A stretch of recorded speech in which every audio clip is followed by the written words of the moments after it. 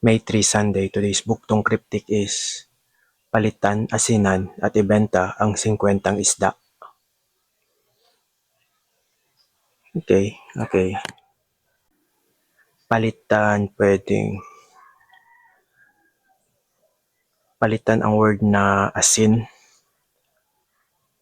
salt,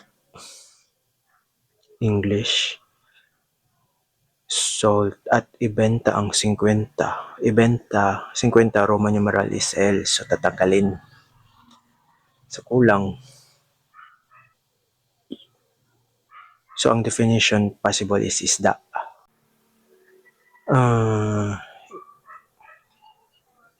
Siguro part of father si at.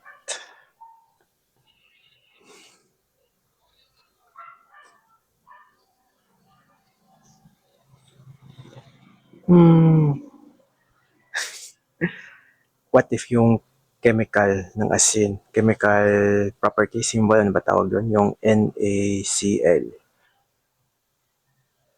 Pero yun nga, ibebenta ang L, ang 50, delete.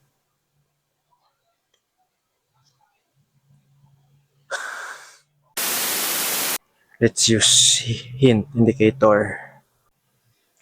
Anagram ang asinan. Anagram. So I think yung anagram na word is the word palitan, pero tatanggalin si L because of the deletion indicator na ibenta. So ang answer is paitan, isda. I think yung luto ng isda, papaitan, parang ganun. Check.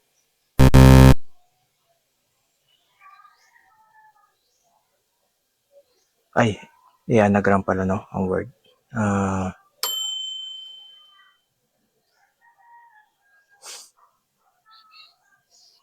Tinapa. Mali, tinapa pala, tinapa. Yay! Bye.